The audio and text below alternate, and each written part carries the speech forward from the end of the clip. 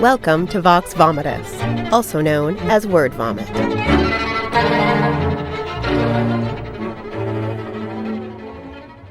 Welcome, everybody, to our latest episode of Vox Vomitus. Once again, I am your host, Jennifer Ann Gordon, the author of Beautiful, Frightening, and Silent, and the soon-to-be-released From Daylight to Madness. Once again, I am hosted with my Vox Vomitus vixens, Trisha Ridinger McKee, the author of the Beyond series, and Allison Martine, author of the Bourbon books, including Dibs and September. Today we have our very special guest, Christie Stratos. Welcome, Christie. Hi, everyone. Thank you so much for having me. I'm excited to be here. So, Christie, I feel selfish because I already know you a little bit. So I will just have you introduce yourself, talk a little bit about your good writing and your great career, and then we'll get to the nitty-gritty of the bad stuff. All right. Great. Perfect. Okay. So for those that don't know me, as Jennifer just said, my name is Christie Stratos. It's great to meet you. I'm the author of the Dark Victoriana Collection, which currently has 2 books published. I'm working on the 3rd right now. The 2 that are out there are called Anatomy of a Darkened Heart and Brotherhood of Secrets. They are both Victorian and they are suspense. So they're historically accurate and psychologically dark. So I'm writing the 3rd, as I said, and I also have a short story that I'm writing right now that will be part of it, and another short story. I'm writing a lot of books that will be part of it. And, so I could probably go on and on, but I digress. And I also have a podcast that if you're interested in hearing from other authors like Jennifer, who I had on once, she's fabulous. It's called the Writers Showcase Podcast. So be sure to check that out as well. So, Christie, you come to us not only as an author and a podcast host, but also as an editor. So you have seen a lot of work, a lot of writing, and you've talked to a lot of authors. And you're incredibly talented, so thank you for being here, and we're excited to have you. Listeners, viewers, Christie and I have a very similar not writing style at all, but a very similar inspiration base. So it's exciting to have Christie here because we are both pale, Victorian, obsessed. Allison's laughing because every time I say I go out in the sun, she's like, wear sunscreen, wear sunscreen. So, Christie, you're working on a new book right now. Do you find that because you write in a Victorian style that people assume that it's going to be incredibly verbose and wordy, like Wuthering Heights or Jane Eyre? Do you get that assumption that people think, oh, it's just going to be too much for me? That's a great question. I haven't had anybody literally say that, but I have noticed that in my reviews, they usually specifically note that it's fast-paced. So I'm guessing that they probably do assume and are surprised when it moves very quickly. And that's such a great point, actually, about the verboseness of older literature. And it can be even later time periods than Victorian, but yeah, it can lose a lot of readers because of the, long descriptions of even just, the setting and stuff like that. And it's funny that you mentioned it, Jennifer, because I happen to be reading a book that I think is from, I want to say the 1880s. And it's considered one of those novels that was like, oh, I don't want my daughter reading novels. It's called Bel Ami, and it's like one of the very rare, very fast paced type of books. And I was shocked, like when I read it, but that's why. So anyway, I just wanted to mention that. Well, and I think it's funny because even that setting, even things that have been written more recently often adopt that. So I know I've read a few, and even though I love them, they were very long and you'd get lost going, I think we're still in the same alleyway, but it's been 3 pages. Let me check because it's just taking, and the book's this big and it's enjoyable, but it's not for everybody. And I get that. Yeah, I understand that completely, Allison. And it's also interesting you mentioned that because that was one of the decisions I had to make. And I'd be interested if you also had the same thing, Jennifer, when you were writing. But it was one of the decisions I had to make. If I'm writing in the Victorian era, do I want it to reflect like what people expect of an actual Victorian novel? And the answer was, I really don't. I want it to be in my style. I want it to be faster. I want it to have slightly more modern language, but still accurate. You know, nothing like no slang, no like super modern things. You know, I use a dictionary from the time period and all that kind of stuff to make sure that the words I'm using existed, which is quite the task. But that was one of the first decisions I actually had to make. I think I made the same decision because I thought nobody wants 2 chapters based on a tea party. And if anybody's ever even gone to modern day, I know, Trisha, you have gone to a high tea. It's an experience. It takes hours. But nobody wants to read it. We want to experience it. I want to eat all the cakes for 5 hours. I really do. But I don't want to read about all the cakes for 5 hours. Highlight reel of the cakes, maybe provide me a sample of the cakes, but I'm not going to sit there for 5 hours of cakes. So I think I love our show because it's Vox Vomitus, it's word vomit, and a lot of it is it's inspired by when we're all writing those overly descriptive pages and we just think to ourselves, I have to stop. Somebody slap the mouse out of my hand so I can stop writing this strange description. Do you find that your work as an editor has helped you curb those instincts to overwrite or indulge in your own genius? Yes, definitely. I like genius. I like that. Yeah. Your own genius. So my problem is actually, first of all, yes, the short answer is yes. But second of all, I tend toward the opposite. I actually tend toward underwriting, which I would call a rarer trait. You know, most authors that I have read, most authors that I've worked with tend toward overwriting. It's very common, you know, it's a typical thing. But I definitely tend toward underwriting. So I have to bulk up my pieces. You know, once I write them, I'm sort of like, okay, there's a lot missing. There's like entire characters that just haven't appeared for chapters. You know, I have to put them in somewhere. So, you know, that can be a little bit tricky. But it's true that, like, you know, being an editor, and that is my full time, my own business, which is, I thank you for mentioning it because I always forget something in my introductions. You can find me at proofpositivepro.com. Thank you for scrolling it down there. So in that, I do help people cut that back a lot. And a lot of times it's just, you know, that the author in their mind, this is, you know, a world that they've developed. It's a situation, a character, whatever it may be that they've developed, and they really want to share. And so, like, the intention is always good, but it's not always what the reader needs, you know? So, like, that's the toughest part, identifying what the reader actually needs to hear. And this is most common, like, as you're saying, in descriptions. A lot of times I see very verbose descriptions that are just like to so many details that we just don't need or don't even make sense if it's in like a deep point of view. You know, no character is going to be thinking that. They've already seen the room, you know? So, like, these are important points that a lot of authors just don't realize, you know, like I said, good intentions. But with me, myself, my problem there, if I'm going too much, is it's always research-based. It's that I've done all this research and I've come up with some really cool stuff that I think should fit or, you know, I thought was important. And then I go to put it in and I'm like, no, actually, we don't need that at all. Thanks. I spent all that time for absolutely.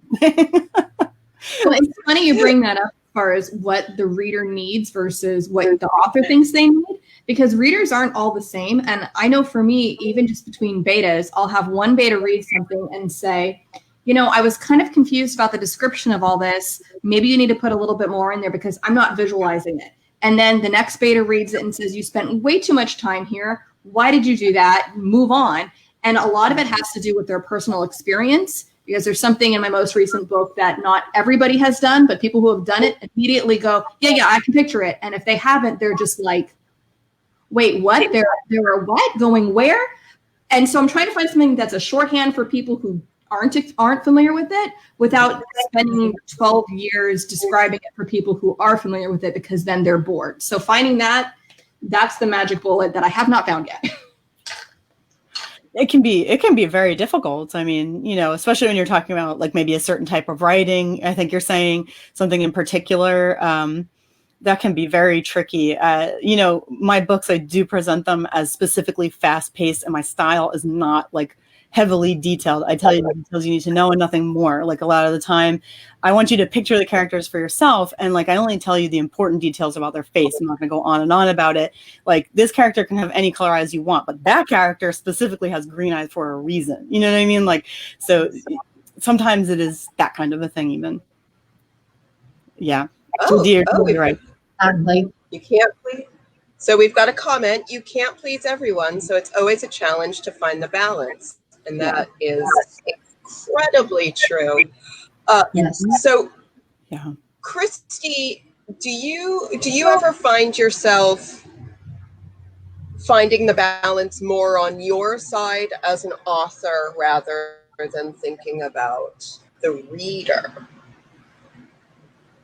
Because sometimes I go back and forth in scenes where I'm like, I know people are going to hate this, but I want it in there for a reason. Yeah. And that's selfish, but I'm an only child. At least you admit it, Jen. At least you admit it. Yeah. Nobody wants this.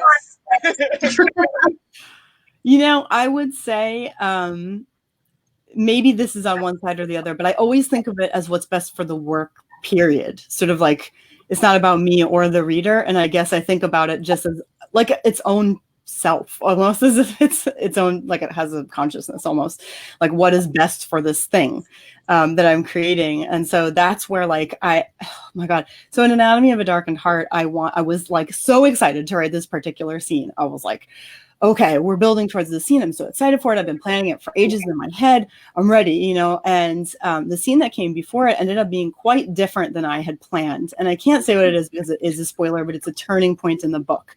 So like at that turning point, I wrote it and I was like, I don't need that scene anymore that I was looking forward to writing. That will be overkill and it won't have any impact because the impact was in this scene. It'll just be lost and it'll be like, all right, let's move on. And I was sad, but I mean, I just had to go with what was right for the work. I'm looking at the pacing. I'm looking at, if the book is fast paced, we can't suddenly have the slowdown where we learn nothing new. And it's just kind of like, sure, we're exacerbating the situation, but is it doing anything? No. So, that's hard when you are dead set on writing something or you're so excited about it, or you even have already written it and it's like, you're like, okay, this is brilliant. And then you have to say like, but the piece doesn't work as well with it, like you can mourn that like for a little bit. It happens that way where you're just like, that's heartbreaking. Yes. Yeah. To make it like a deleted scenes as a bonus maybe later, because I remember, I think it was from I don't remember what season it was from Angel, but the season where they did the ballet episode, there was a season, there was a scene that was a cut scene that never aired. I think they put it in the credits because it didn't actually work with the episode, but it was so much fun and they'd already filmed it that they couldn't just leave it on the cutting room floor. So it's like, here you go, here's a little bonus. Do you do that with your scenes? Yes, I definitely do that. Yes, I do that on Patreon, which you can find patreon.com/Christie Stratos. I have a very different setup there. I do almost everything at the $1 to $10 level because I really just want people over there. It's really just more about having a place to share exclusive stuff and like sort of dump all of my passion somewhere. So like you can join for $1 and get loads of rewards, but that's what I do with them. I take them and I put them there, and sometimes they're surprising things. Sometimes they're things that are, I'd say well written, they just didn't fit. I wrote an entire scene for Brotherhood of Secrets that I was again really excited to include. One of my things that I really like to do in my work, specifically in the Dark Victoriana Collection, is have unusual ways to hurt or injure someone, like that kind of stuff. I really like that. So when you find a fight scene in one of my novels, which doesn't happen often, it's more a scene of violence, I guess you would say, not always a fight scene. It's going to have something unusual happen in it. And I really like that.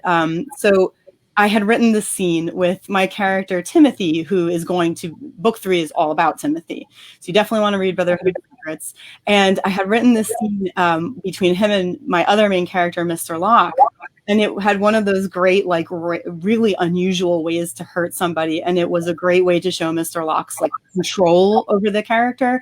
And it just didn't fit. It just didn't have a place anymore. And I had to cut it, but I shared it, you know, on Patreon. And I find that people really enjoy that stuff, especially if they've already read the book and they kind of like know where it could have been, or they know more about the character and they're like, wow, you know, that's so interesting. I see why it didn't work, you know. That's awesome. I love that. Yeah, it's a lot of fun. I even put like little tidbits, like themes. Like I was going to an Anatomy of a Darkened Heart, have more about a particular flower that I include in one scene. It's meant to be like a symbol, you know, of the character herself. And I was going to do a lot more with it, but again, I tried and it just didn't fit. It would have been too much. I would have been doing it on purpose and like sort of shoving it in there almost. So if you're trying to shoehorn something, leave it out. Just get rid of it. Don't chew on it. I feel like about a month ago, I messaged you, Christie, and I can't remember what it was, but it was something like, I've been trying for 3 hours to work this stupid metaphor that I ended up just like chucking out the window into this book that I was so sold on. It was like about an old well and spiders, and nobody wants to hear it. And you said, and you were very cute. You're like, oh, I just spent 3 hours researching. Like, it was like, had somebody to like walk to one place to another in a certain amount of time period. Yeah. And it was for a metaphor. Do you ever find that, and this is for all of us, that we spend a ton of time researching, thinking about living something that is actually just like a one-line throwaway for a reader, but it's like, you know, 10 hours of our time talking about, you know, research what kind of spiders live in a well. Online. Ew, that's terrible research. It was great. And honestly, Christie, it's not in any of my books. I scrapped it. But how painful. It hurts. It hurts. Yeah, but spiders sound more interesting than when you were researching how to do laundry, Jen. What? That was bad. She's texting me. I had to figure out when this kind of laundry was developed so that I can figure out if my people are washing their clothes, and I'm just going, I am glad I don't write period pieces. Oh my God. I know. Oh, she's reaching for something. I know. I have reaching for her laundry to beat you with it. Yeah. I had a book. It's not here right now, but like this is why we have books like this that are all about decoration.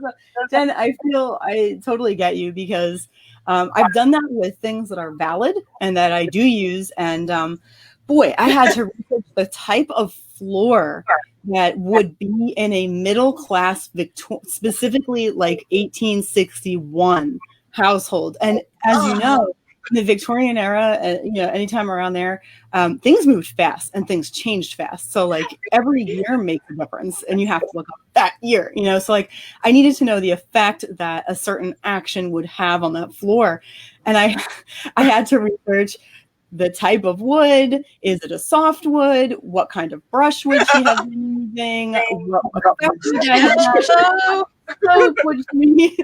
was like, look at Trisha. Trisha's like, and I'm done. So I would never do that.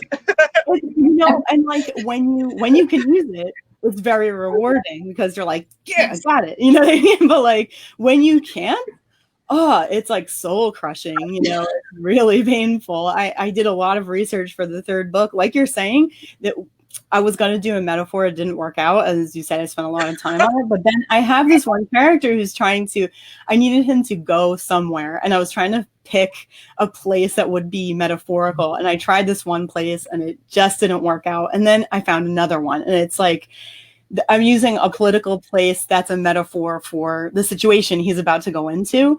And then I was like, okay, this is perfect. It was there at the time period. This is exactly what happened. I know for a fact that like historically this works. And then I was like, oh my God. So I'm working with 2 places that are real could he walk there?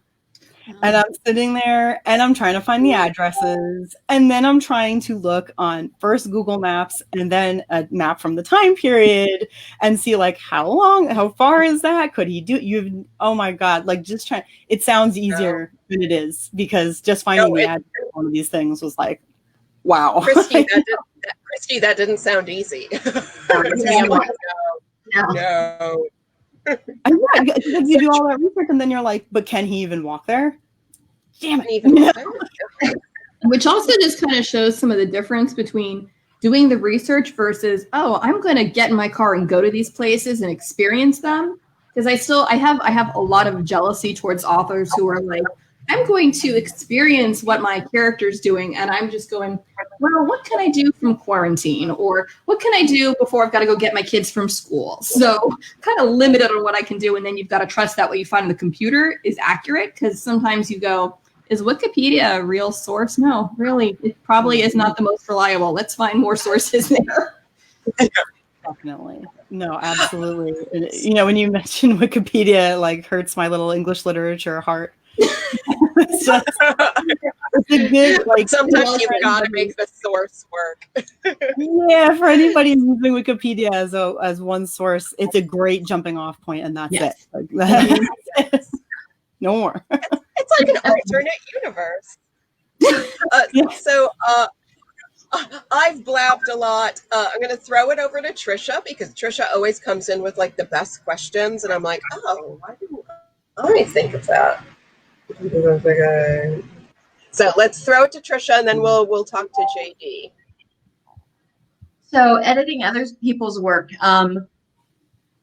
there's a lot of rules to writing, and I'm curious. Some of the rules that are, steadfast, they say, don't do this, don't do that. Are you ever reading a work and you're like, you know what, they're breaking a rule, but it really works.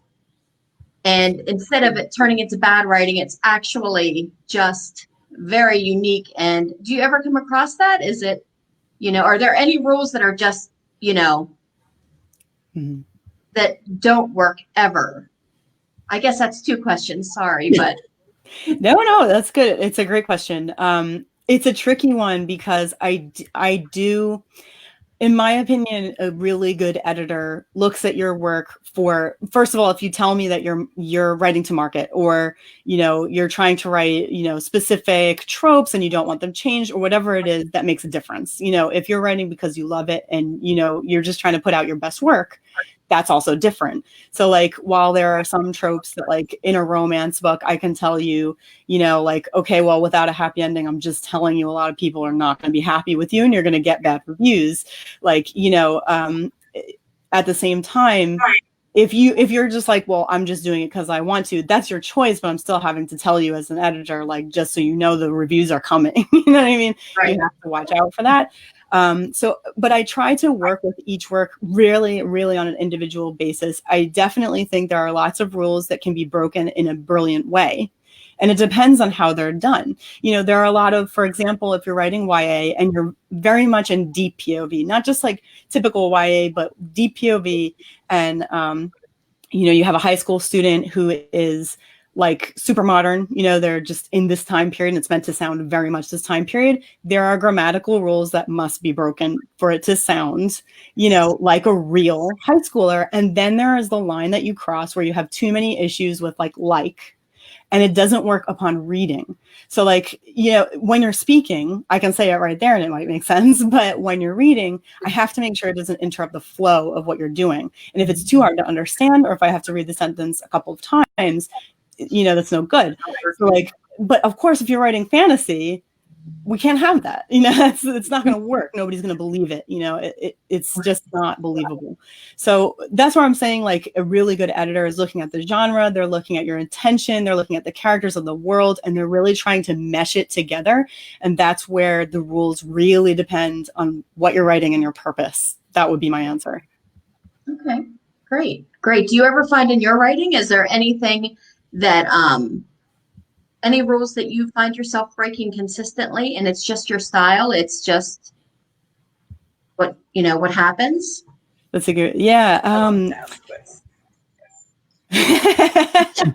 So I guess like I said, I don't love including loads of details, and I really pick and choose like the details that I'm going to put in.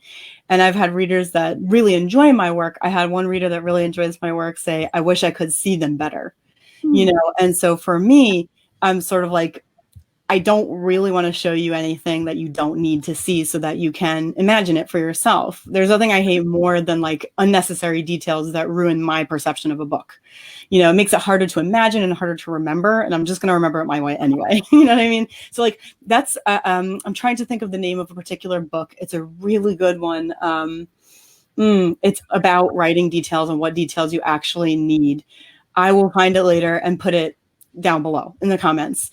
It's a great book though, that talks about how people remember, even in classic literature, you know, what they want to remember about a character based on who that character is. So like you can say they have red hair, but if you describe, but if their character just doesn't suit like what you don't picture it that way because it just doesn't suit it, you know, that's just how it is, right? So like for me, I don't like to include as many details as some readers are looking for, and I know they're looking for it. So in that way, I'm kind of breaking a reader rule. In, you know, like in other ways, not really. I break a whole lot of rules. I guess you could say I do include contractions in my work in the Victorian era, which some people would disagree with.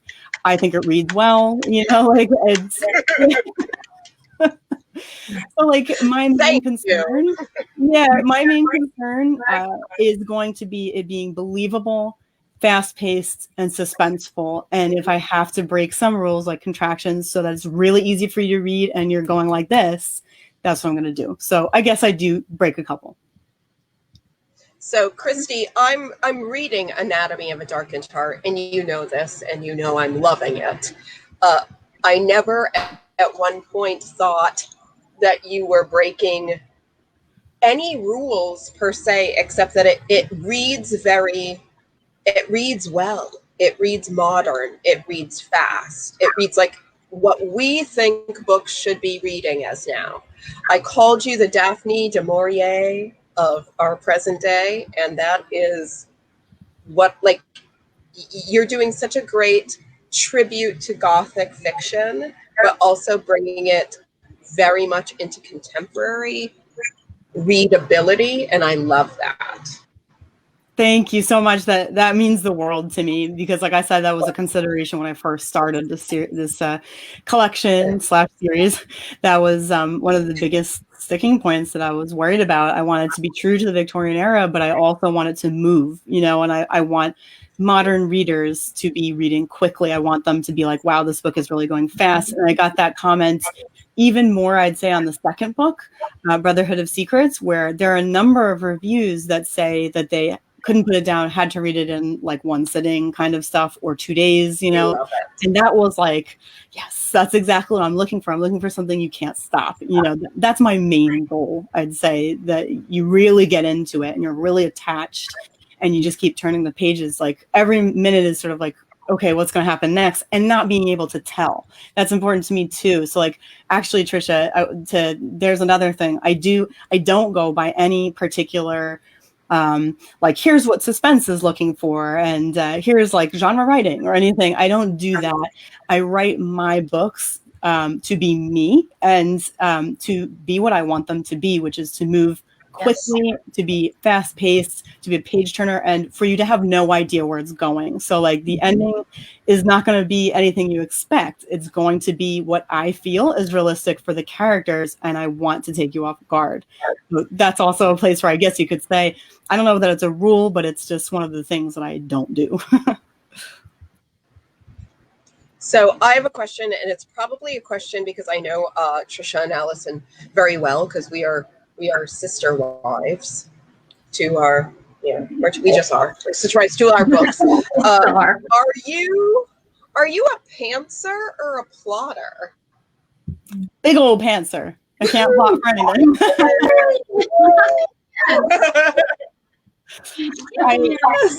No. We're not the traveling pants. We're just the sisterhood of pants. Seriously.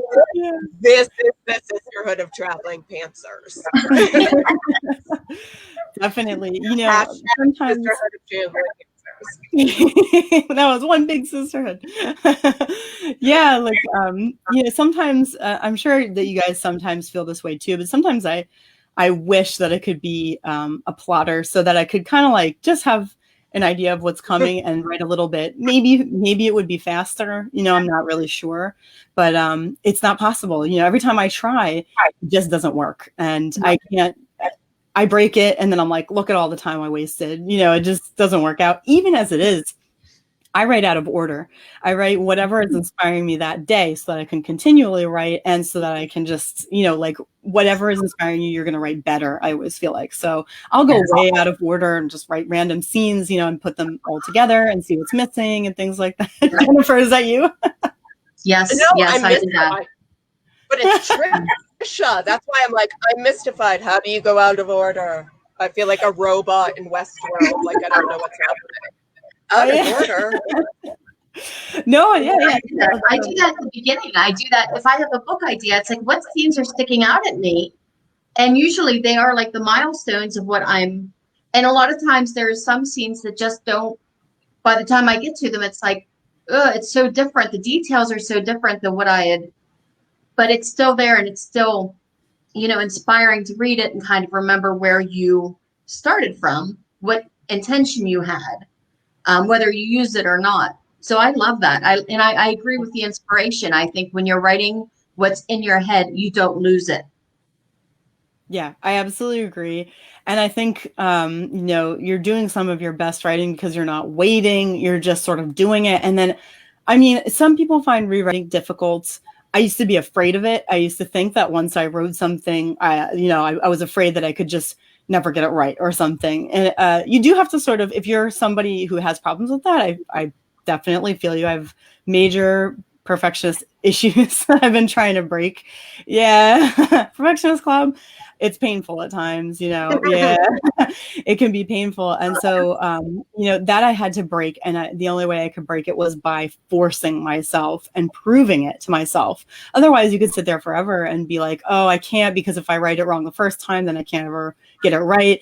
Like, you could sit there forever, never finishing anything. You have to prove it to yourself. And one of my favorite ways to do that is by taking a notebook and purposely, I always recommend this, purposely writing in all directions, crossing things out, pasting pictures in it, everything to prove to yourself you can write with it being imperfect. You can write with it being unusual, different, a mess, like whatever you do, you can write. And that is what broke me of my perfectionist ways to start. And then like when I would rewrite a scene, which I now do with ease, and I used to be so scared of it. So it's doable if you have problems with that. People think that you have to delete stuff. A lot of writers will say like, oh, well, I'm afraid if I delete this, it won't be. Don't delete anything. Never delete anything. Just move it down on the paper or move it into a separate document. I use Scrivener so that I can move things around for this reason. And I never lose anything. And that way you can't mess up. It's a draft. It's yours.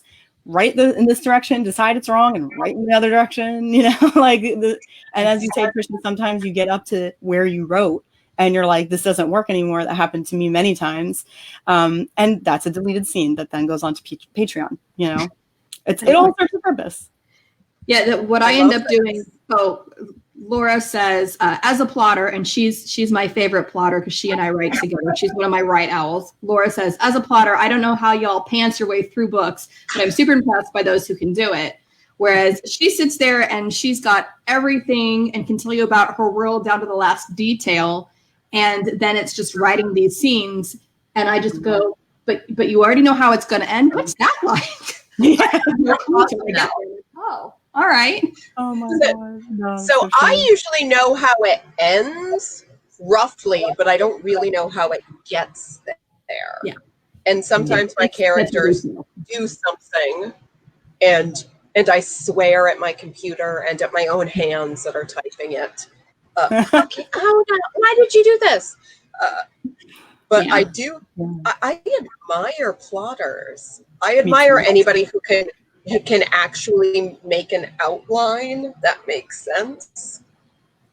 Maybe it's because I went to haven't school for outlined theater. anything. I never learned how to do that. Yeah, I learned to outline academically. Applying it to a novel is just like that doesn't work. Square, circle, nope, can't do that. This is not a brief. I am not outlining this. Goodbye. I 100% agree. I admire plotters because I just feel like maybe it's easier in the long run, you know, or maybe you could write faster. I don't know. But I agree. Allison, academically, definitely, if I was writing an essay, well, you know, the outline is crucial, you know, it really helps make sure you've tied everything together before you even begin, make sure you have your point, you know, and everything is sort of leading to there in the upside down pyramid way, you know, but when I'm writing, I have the same thing, you know, Jennifer, generally I can, sometimes I know how it's going to end. And with Anatomy, I was like dead set on a particular ending. I was like, this is going to be so dramatic, you know, this is going to be intense. And I wrote it. And like, when I wrote it, I read it and I was all excited. And there was a small part of me that was sort of like, I'm not sure that works, you know, but I really pushed it down. You know, I pushed that down. I sent it to the editor and I was like, here we go, you know, and she sent it back. And unfortunately, you know, I should have listened to the small part, and I've learned to do that now. She was like kind of everything is wrong with this because everything, and everything, you know. And so I was like heartbroken at first, and I just refused to see. I was like, no, that's the way it's going to be. And then, yeah, I gave it a couple of days, and I was like, all right, yeah, I guess that's true, you know. And then I rewrote it, and it ended up being way stronger. And I do believe that sometimes we need to get things out of our system. You know, I definitely have scenes that I have to write before I know for sure that they're no good. Like I had this one dream sequence that I wrote for Anatomy of a Darkened Heart, and I was like, you know, I'm pretty sure this isn't going to work, but I feel like it has to get out of my brain, you know, and I wrote it. And by the end, I was like, nope, not going to work, but it's gone. At least I have it out, you know, I can unblock myself sort of. And honestly, like 5 years from now, whenever you could release a hardcover edition of all of the things that didn't really work, the things that have been on Patreon, glam them up a little bit, and that's a great idea. Oh, yeah. I love it. This is what I'm doing with my stuff, that I'm just like, oh, that spider chapter that nobody, it will live again. Nobody wants it. Even rereading it, I was like, why did I think that this was really enough to sustain anything? So funny. No, I totally understand. I think we all understand. And we're all pantsers here, so we all very much understand. Mm-hmm. The one time I right, plotted, let me tell you, I did a visual plot once, what I call a visual plot. It was like on like one of these big, huge pieces of paper, and I used like Post-it notes and all kinds of stuff to relieve my perfectionist mind because I was afraid of writing the wrong thing and all this. So I put on Post-it notes so I can move stuff around. Let me tell you, the outline is great. The writing never worked out. I was like, this is a great outline, but I'm just really having trouble actually writing it. And I was never able to. I don't know. I might have to tear up the outline just to move forward. I'm not sure. Something about it, just for me.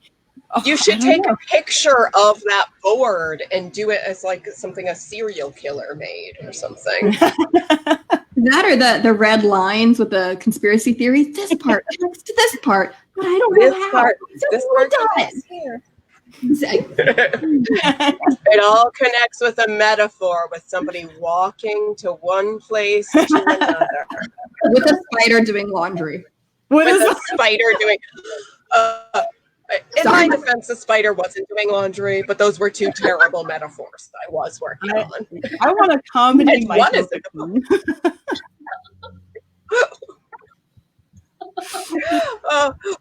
we've already run 10 minutes over. I love this though. Christie, please come back. Oh, yeah. Absolutely. I would love to. This is so much fun. I can't believe we're already 10 minutes over. I know. So this show could be like 3 hours long because we all just like chat about and just laugh and laugh and laugh. But I am planning a special elongated Halloween episode that I'm going to bring back some of our favorite guests and add some new ones. Fantastic. Mainly it's going to be a costume party that happens and we just, yes, because we're all just sitting in our rooms. Yeah, I mean, I'm sure So we're all again, I'm just waiting to hear it. Yeah. Waiting to wear the costume. What time is it? I know, like I could wear a costume now. So this is going to segue. Thank you to Roman, our producer. His idea for today's episode was that we all wear hats. And I think, Christie, this was because of you. For some reason, he thought that you would really enjoy wearing a small top hat. And our producer, Roman, suggested this, and I loved it. But it's 100 degrees where we live. So I said, I can't wear a hat. I will probably start crying. But Halloween, let's plan to regroup and costume up. I'm ready. I'm ready now. I'm not wearing a hat. Oh, you don't need to wear a hat. But whoever Rebecca was says Christie knows great games to play. And now I'm intrigued. So you want to go to my YouTube channel and look up a Victorian Halloween where I play Victorian Halloween games by myself. I'm just thinking of isn't the game the Minister's Cat? Isn't that one from the Victorian era? And that one I think we should play while drinking. Do you know that one, the Minister's Cat? It sounds familiar. I can't remember. It's one of those things where you got to go in order with the alphabet, and you've got to say the Minister's Cat. And if you've got A is a something adjective cat, so is a awful cat, and then is a boring cat, is a catastrophic cat, whatever, and you go on. And I'm pretty sure the longer it goes and the drunker you get, the funnier the game becomes. Well, I feel like we already have a couple guests lined up for Halloween, and if Christie's willing, we might have a real party going on. Definitely, I'm in already. Costumes mandatory. So thank you, everybody. Next week, I'm going to try my hardest not to just cry the entire time, because we are going to be interviewing my favorite author, Paul Tremblay. And I've already warned him that I might start awkwardly crying during it, and he hasn't backed out yet. So we're on. So tune in next week. We will be interviewing Paul Tremblay. This has been a copyrighted podcast from the Authors on the Air and Global Radio Network. Thank you to Roman Siratin, our producer, and Pam Stack, our executive producer, and everybody at Authors on the Air. Thank you, Christie. Thank you, Trisha. Thank you, Allison. And thank you for everybody who's listening now or later. And thanks, weirdos. And also thank you, Bourbon. This is from Allison and I.